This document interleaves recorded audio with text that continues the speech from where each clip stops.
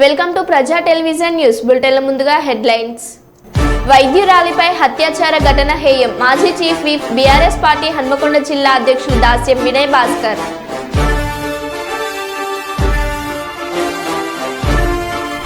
పోరాటం పోయిన ప్రాణం కోసం కాదు, వ్యవస్థలో మార్పు కోసం. బిందు మాధవి మణికర్ణిక యువజన సంఘం ఆధ్వర్యంలో క్యాండిల్ ర్యాలీ.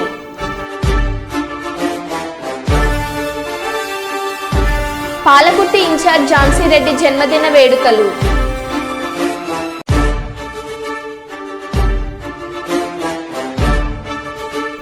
స్టంట్ చేసిన యువకుడు, బైక్ తుక్కు చేసిన స్థానికులు.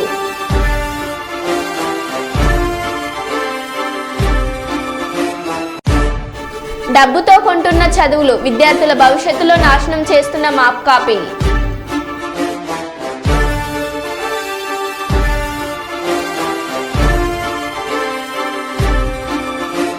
ఇక వివరాల్లోకి వెళ్తే, వరంగల్ కొత్తవాడలోని పద్మశాలి భవనంలో చేనేత కార్మికులకు Indian Institute of Handloom Technology course ప్రవేశాలపై కార్యక్రమంలో చేనేత జౌళి శాఖ ఓఎస్డీ హిమజకుమార్, టీపీసీసీ రాష్ట్ర వర్కింగ్ అధ్యక్షులు చిప్ప వెంకటేశ్వర్లు, అధికారులు రాఘారావు వెంకటేశ్వర్లు, కార్మిక సంఘాల ప్రజాప్రతినిధులు, కార్మికులు తదితరులు హిమజకుమార్, చిప్ప వెంకటేశ్వర్లు రాష్ట్ర ప్రభుత్వం నూతనంగా హైదరాబాద్లో వృత్తి విద్యా కోర్సుల కోసం ప్రవేశాలను కోరుతుందని అన్నారు.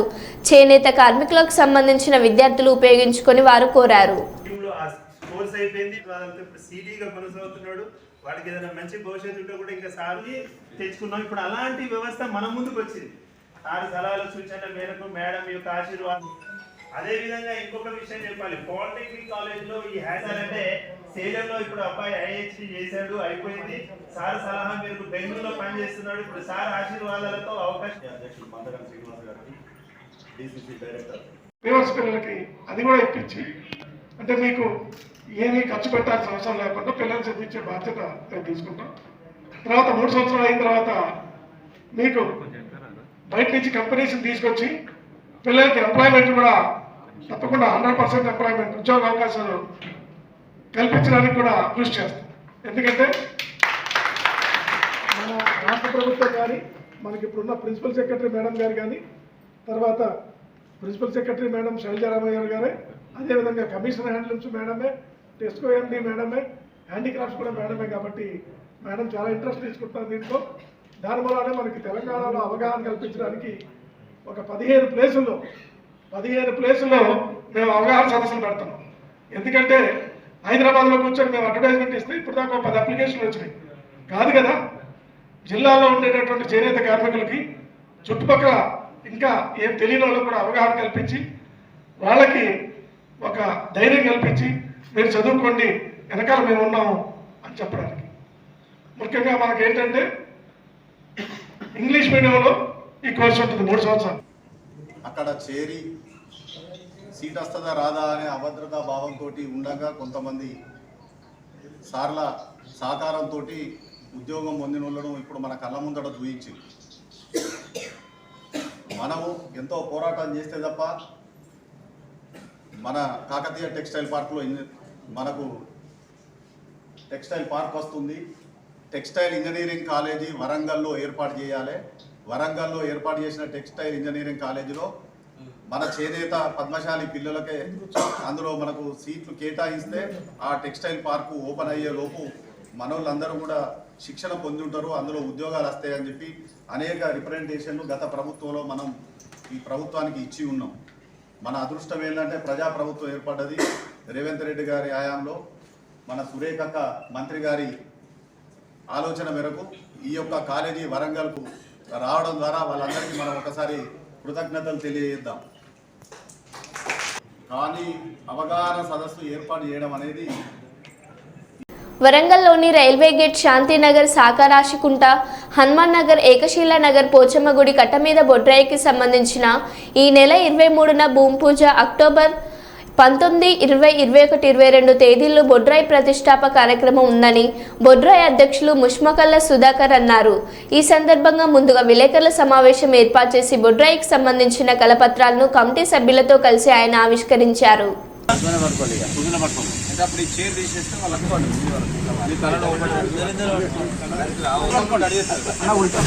సరిపోతుంది అసలు లైటింగ్ వస్తలేదు కరెక్ట్.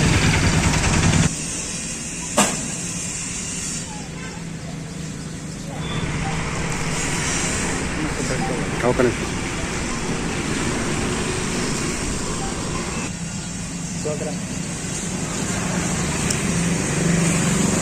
కొద్దిగా వెనక జరు.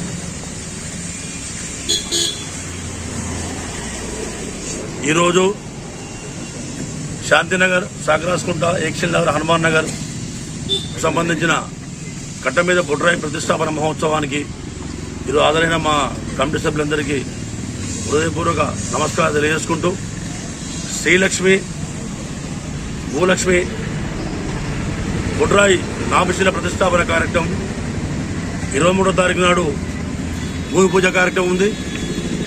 ఆ తర్వాత 19, 20, 21 పూజల్లో ధనాదివాసం, జలాదివాసం, యంత్ర ప్రతిష్టాపన కార్యక్రమాలు నిర్వహించబడును.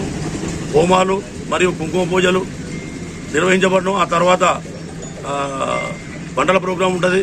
కాబట్టి ఈ రోజులలో ఈ మన ప్రాంతానికి సంబంధించిన ప్రజలు ఆ 3 రోజులలో ఎలాంటి శుభకార్యాలు చేసుకోకూడదు. ఎందుకంటే అది అక్టోబర్ 19, 20, 21 తేదీలలో ఎలాంటి శుభకార్యాలు చేసుకోకూడదని చెప్పి మేము పోస్టర్ ఆవిష్కరణ చేయడం జరిగింది.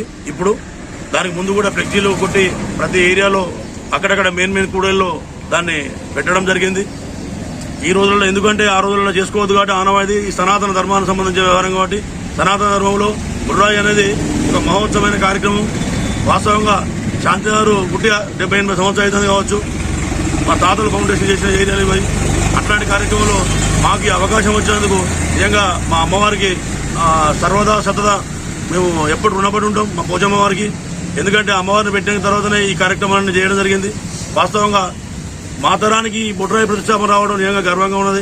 అందరం కలిసికట్టుగా పనిచేసి ఈ బొడ్రాయి కార్యక్రమాన్ని నిర్వహించి అందరికీ ఇంతకుముందు చేసిన వాళ్ళకంటే ఒక ఉన్నతమైన ప్లేస్లో చేసి అందరికీ ఆదర్శంగా నిలవాలనే కోరికతోనే మేమందరం ముందుకు రావడం జరిగింది. దయచేసి అందరూ కూడా ఇందులో పార్టిసిపేట్ చేసి ఈ కార్యక్రమ నిర్వహణలో అందరూ భాగస్వాములై అందరూ తమ వంతు కృషిగా పనిచేస్తే మేమందరం కూడా దీనికి సంతోషం వ్యక్తం చేస్తాం. కాబట్టి మనకుండే ఈ వారంపై ఈ 2 నెలల కార్యక్రమంలో కూడా అందరూ ప్రతిరోజు కూడా ఎప్పుడంటే అప్పుడు వచ్చి అందరూ సహకారం తెలియజేయాలి. అందులో ప్రజలు కూడా మాకు సపోర్ట్ చేయాలని కోరుకుంటూ ఈ నెల 23వ తేదీన ఉదయం 9 గంటలకు భూమి పూజ అంకురార్పణ కార్యక్రమం కలదు. మరియు అక్టోబర్లో 19, 20, 21 పూజ తారీఖులలో బొడ్రాయి ప్రతిష్టాపన చేయడం కొరకు వేద బ్రాహ్మణులచే ఆ తేదీ నిర్ణయించబడింది.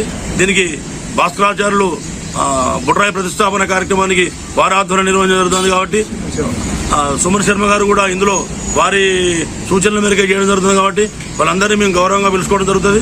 అందులో మా అందరూ వంతు కూడా అందరూ కృషి చేసి ఈ ప్రోగ్రాంను దిగ్విజయం చేయగలరని కోరుకుంటున్నాము. జై హింద్. హైదరాబాద్ రీల్స్ చేస్తూ హను దర్శకత్వంలో తెరకెక్కనున్న ప్రభాస్ మూవీలో హీరోయిన్ ఛాన్స్ కొట్టేసింది. ఇన్ఫ్లుయెన్సర్ ఇమన్వి అమ్ముడు 1995 అక్టోబర్ 20న ఢిల్లీలో పుట్టింది. ఇమాన్వి ఇస్మాయిల్ చిన్నతనం నుంచే డ్యాన్స్ అంటే ఈమెకు ఎంతో ఇష్టం. అందుకే ఒక పక్క డ్యాన్స్ నేర్చుకుంటూనే మరో పక్క MBA పూర్తి చేసింది.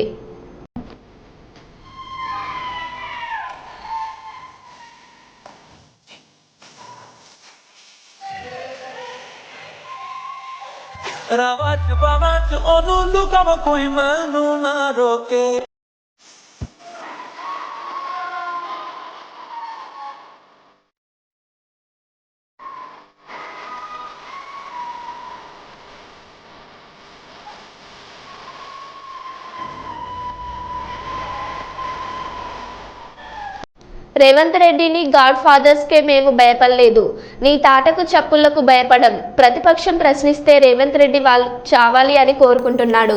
రేవంత్ రెడ్డి మేము ఉద్యమం నుండి వచ్చిన వాళ్ళం, రాదన్న తెలంగాణనే సాధించిన వాళ్ళం, నువ్వు బుల్డోజ్ చేయిస్తే భయపడం. హరీష్ రావు ప్రతిపక్షాన్ని సైద్ధాంతికంగా ఎదుర్కొనలేక ఇవాళ సీఎం రేవంత్ రెడ్డి ప్రశ్నిస్తున్న వాళ్ళను చావాలని కోరుకుంటున్నాడు. ప్రశ్నించిన వాళ్ళను మేము ఆ రోజు ఉద్యోగాల గురించి మాట్లాడితే చావాలని మాట్లాడిండు, రైతుల రుణమాఫీ మాట్లాడితే చావాలని కోరుకుంటున్నాడు. ఈయన చూస్తుంటే ఎట్లా కనబడుతుందంటే రేపు భౌతిక దాడులకు కూడా పురిగొల్పేటువంటి ప్రయత్నం చేస్తున్నట్టు కనబడతా ఉంది. అంటే ఇవాళ చావాలనుకున్నాడు, రేపు చంపడానికైనా ప్రయత్నం చేస్తాడా అనే అనుమానం కలుగుతూ ఉంది ఈరోజు. అయినా మేము భయపడం, నీ గాడ్ ఫాదర్లకే భయపడలే, నీ తాటాకు చప్పుళ్లకు బెదరం మిస్టర్ రేవంత్ రెడ్డి గుర్తుపెట్టుకో అని చెప్తా ఉన్నాను నేను. ఇవి నువ్వు ఈ రకంగా ఏదో బుల్డోజ్ చేస్తా అంటే ఇక్కడ మేము ఉద్యమంలో నుంచి వచ్చిన వాళ్ళం, పోరాటాల నుంచి వచ్చిన వాళ్ళం, రానే రాదన్న తెలంగాణ సాధించినటువంటి వాళ్ళం. ఎట్టి పరిస్థితుల్లో నేను వదిలిపెట్టం. కొద్దిపాటి వర్షానికి వరంగల్ బట్టల బజార్ రోడ్లోని వెంకటేశ్వర స్వామి ఆలయం ముందున్న రోడ్డుపై ప్రవహిస్తున్న వర్షపు నీరు ఆలయంలోకి ప్రవహించింది.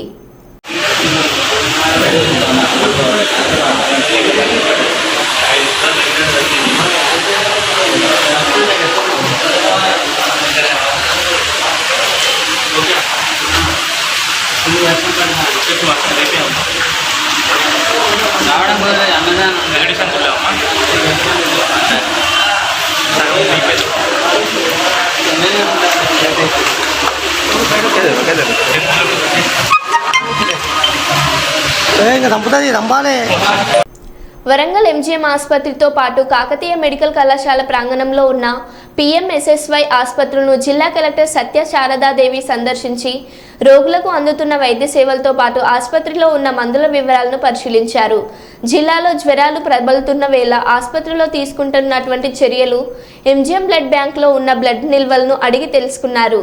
ఎంజీఎం ఆసుపత్రిలో కొన్ని మందులు కొరత ఉన్న మాట వాస్తవమేనని అడిగి తెలంగాణ సెంట్రల్ డ్రగ్ స్టోర్స్ నుండి తెప్పిస్తామని, అంతేకాకుండా ప్రైవేట్ ఆసుపత్రిలో పెద్ద మొత్తంలో వైద్య ఖర్చులు తీసుకుంటున్నారని సమాచారంతో ప్రైవేట్ ఆసుపత్రి యాజమాన్యులతో సమావేశం ఏర్పాటు చేయనున్నానని, ఎవరు కూడా అధైర్యపడవద్దని, అందరికీ సరిపడా అన్ని మందులు ఆసుపత్రిలో ఉంచుతామని కలెక్టర్ తెలిపారు.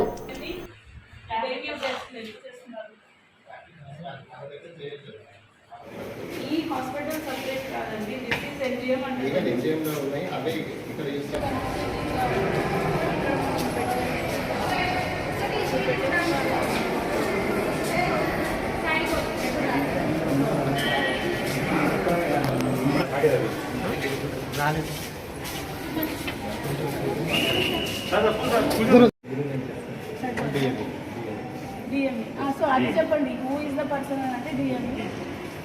This can be done by end of the day. ఏ వింగ్స్ ఇక్కడికి రావాలి, నాకు కామన్ సెన్స్తో థింక్ చేసింది సైకియాట్రీ ఈ రీసెర్చ్ లాగా వచ్చేయచ్చు. But for tuberculosis is related to HIV, they want to remain there, వాళ్ళు అక్కడే ఉంటారు. గవర్నమెంట్ ఆదేశాలు ఫీవర్ రిలేటెడ్ ఇష్యూస్ ఎక్కడెక్కడైతే వరంగల్లో ఎక్కువ ఉన్నాయని మనకు నమోదవుతున్నందుకు రావడం జరిగింది. అసలు ఏ ఏరియాస్లో ఫీవర్స్ ఎక్కువ ఉన్నాయి అనేది మనము అనాలిసిస్ చేసుకుంటా బ్లడ్ బ్యాంక్లో ఎంత క్వాంటిటీ ఆఫ్ బ్లడ్ ఉంది, అండ్ దెన్ టెస్ట్లు ఎలా జరుగుతున్నాయి, అండ్ దెన్ ఎక్కడైతే కన్ఫర్మ్ కేసెస్ ఉన్నాయో ట్రీట్మెంట్స్ ఎలా చేస్తున్నాము, వీటికి ఏరియాస్ ఎక్కడెక్కడైతే స్పెసిఫిక్గా ఈ కేసెస్ వస్తున్నాయో ఆ కేసెస్ని ఎలాగ మనము రాకుండా ప్రివెంటివ్ మెజర్స్ తీసుకునేదానికి ఆ ఏరియాస్ ఎక్కడెక్కడ ఉన్నదనేది ఐడెంటిఫై చేసేదానికి ఒక అనాలిసిస్ గురించి యాజ్ పర్ గవర్నమెంట్ ఇన్స్ట్రక్షన్స్ వచ్చాను. ఇక్కడ వచ్చిన టైంలో పిఎంఎస్ఎస్వై హాస్పిటల్, ఎంజీఎం అనుబంధ hospital in control of Warangal district administration అని చెప్పారు కాబట్టి ఇటు సైడ్ వచ్చి చూడడం జరిగింది. ఇక్కడ కొన్ని state of art facilities already ఉన్నాయి related to cardiology, neurology and renal facility. So ఒక renal facility 14 bedded facility under construction ఉంది. అది ఏ స్టేజ్లో ఉందో ఒకసారి చెక్ చేసుకున్నాము. అది 3-4 డేస్లో అయిపోతుంది అంటున్నారు. అండ్ అపార్ట్ ఫ్రమ్ దిస్ కొన్ని ఎక్విప్మెంట్స్, ఇంపార్టెంట్ ఎక్విప్మెంట్స్ లేవని చెప్తున్నారు. అవి కూడా మేము TGMIDC దృష్టికి తీసుకొచ్చి అరేంజ్ చేస్తాం. ఉచిత బస్సులో ప్రయాణిస్తున్న మహిళల పట్ల అనుచిత వ్యాఖ్యలు చేసిన మాజీ మంత్రి కేటీఆర్ ముక్కు నేలకు రాసి బహిరంగ క్షమాపణ చెప్పాలని వరంగల్ మాజీ మేయర్ ఎర్రబెల్లి స్వర్ణ డిమాండ్ చేశారు. వరంగల్ నగరంలోని పోచమ్మ మైదాన్ జంక్షన్లో కాంగ్రెస్ పార్టీ ఆధ్వర్యంలో ఉచిత బస్సులో ప్రయాణిస్తున్న మహిళల పట్ల అనుచిత వ్యాఖ్యలు చేసిన మాజీ మంత్రి కేటీఆర్ వ్యాఖ్యలకు నిరసిస్తూ కేటీఆర్ దిష్టిబొమ్మ దగ్ధం చేశారు. మహిళలంటే కేటీఆర్కు చిన్న చూపని, గతంలో కూడా మహిళల పట్ల అనుచితంగా మాట్లాడాలని, కాంగ్రెస్ ప్రభుత్వం ప్రవేశపెట్టిన ఉచిత బస్సులో ప్రయాణిస్తున్న మహిళలు డాన్సులు వేస్తున్నారని, ఉల్లిపాయలు తీస్తున్నారని మాట్లాడడం సరైనది కాదని, మహిళల ఆగ్రహానికి ఇప్పటికే కూర్చిపోయిందని, ఇంకా మహిళల లోకానికి ఆగ్రహం వస్తే తాను ఎక్కడి నుంచి వచ్చాడో అక్కడికి వెళ్లాల్సి వస్తుందని, బేషరతుగా మహిళలకు క్షమాపణ చెప్పకుంటే 33 జిల్లాల్లో ఎక్కడ తిరగనివ్వమని స్వర్ణ అన్నాడు.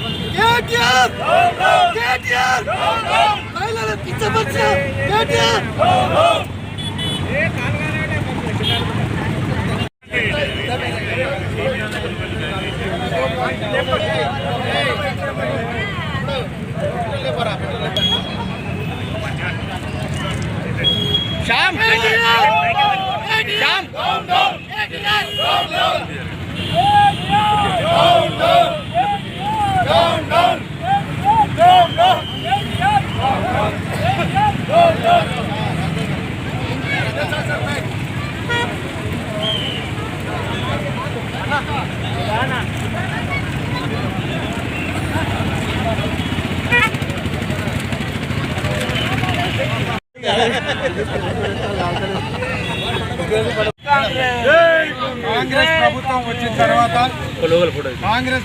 వచ్చిన తర్వాత ఇచ్చిన అనుచిత భాగ్యాలు చూసిన తర్వాత మహిళా లోకమంతా స్పందిస్తుంది. మహిళలను కించపరచడం ఆయనకు అలవాటైపోయింది. ఏదో ఒకసారి మాట్లాడితే పొరపాటుగా మాట్లాడేయడం అనుకున్నాం, కానీ అది ఇది ఆయన గ్రహపాటు. ఆయనకు సంస్కృతి సంస్కారం అనేది ఏదీ లేకుండా ఎలా పడితే అలా మాట్లాడడం అలవాటైపోయింది. అంటే అయ్యే కుర్చీ తయారు చేసి పెడితే వచ్చి కూర్చున్నాడు, దాని విలువ ఏం తెలియలేదు ఆయన. పోయినసారి కూడా ఇస్తే ఒక తల్లి, నాకు 3 పిల్లలు ఉన్నారయ్యా, నాకు ఏదైనా ప్రభుత్వం తరఫున ఏదైనా సహాయం చేయమని అడిగితే నేను కనమని చెప్పానా? ఎవరైనా కూడా నేను కనమని చెప్తే వాళ్ళ దగ్గరికి పోయి అడుకోగానే నా దగ్గర ఎందుకు అడుగుతున్నావు అన్నాడు. ఇదే మాట మీద మహిళలంతా కూడా చాలా కోపం వచ్చి, అయ్యా నువ్వు ఇక ఈ సీటు మీద కూర్చోవడానికి పనికిరావు, ఇక నీ పెత్తనం చాలు అని బుద్ధి చెప్పింది. మళ్ళీ ఇవాళ చూస్తే మహిళలకు ఉచిత బస్సు ఇస్తే కాంగ్రెస్ ప్రభుత్వం మాట ఇచ్చింది, మాట ప్రకారంగా ఉచిత బస్సు ఇస్తే అది చూసి సహించలేక ఇవాళ బస్సులో పోతున్న మహిళలంతా కూడా బ్రేక్ డాన్స్లు అంట, రికార్డింగ్ డాన్స్. మరి ఆ బ్రేక్ డాన్స్లు ఏవో రికార్డింగ్ డాన్స్లు ఏవో ఆయనకు తెలియాలి, మరి మహిళలకి ఏం తెలుసు? ఎల్లిపాయలు అలుసుకున్నారంటండు, ఎల్లిపాయలు అలుసుకుంటూ మహిళలకు సర్వసాధారణమైంది. టైం వేస్ట్ కాకుండా ఒకవేళ దాంట్లో ఎల్లిపాయలు ఎవరైనా మహిళలు వస్తే అది తప్ప ఆయన చెప్పాలి. మీ ఇంట్లో ఎల్లిపాయలు ఎవరా? బ్రేక్ డాన్సులు రికార్డ్ డాన్సులే తెలుసా? మరి ఇంకేం తెలియదా అని అడుగుతున్నాం. ఇంకొకసారి నా ఒళ్ళు దగ్గర పెట్టుకొని, నీ నోరు దగ్గర పెట్టుకొని మహిళల మీద ఏదైనా వ్యాఖ్యలు చేసినప్పుడు నువ్వు బాగా ఆలోచించి మాట్లాడమని చెప్తున్నావు.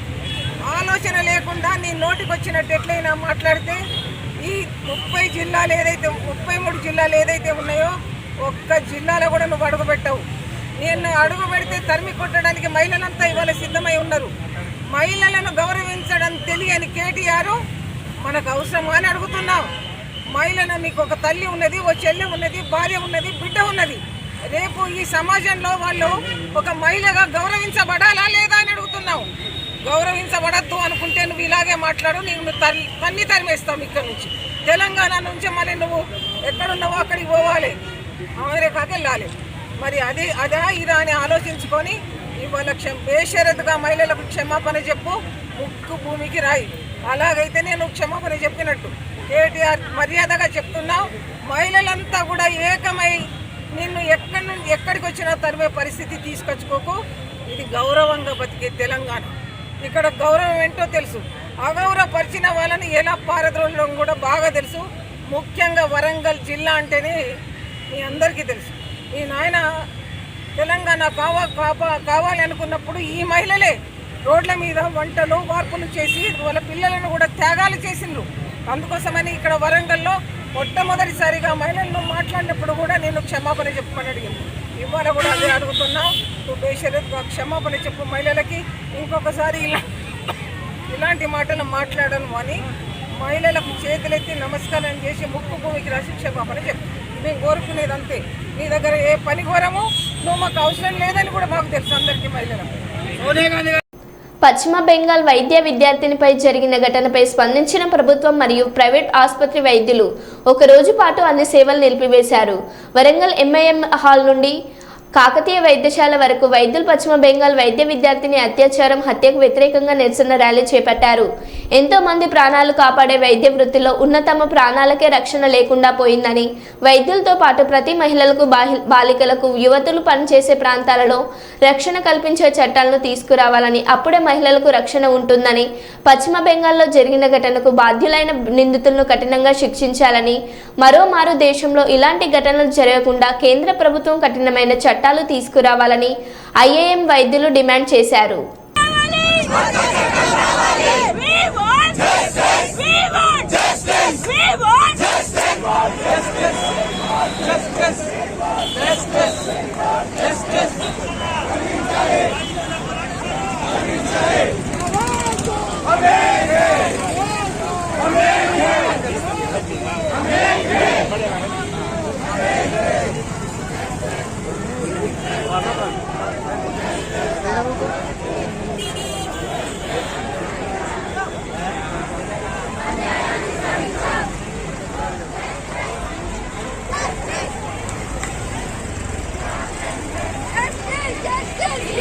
ప్రపంచానికి తెలుసు, మన భారతదేశంలో కోల్కతాలో జరిగినటువంటి మహిళా డాక్టర్ను అత్యంత ఘోరంగా రేప్ చేసి, మర్డర్ చేసి, చిత్రవధ చేసి, కిరాతకంగా మృగాల కన్నా అధ్వానంగా కూడా ప్రవర్తించేటువంటి దుండగులను ఇది మొత్తం సర్వసభ్య సమాజం కూడా సిగ్గుపడేలా తల వంచుకొని సిగ్గుపడాల్సిన అవసరం ఉంది.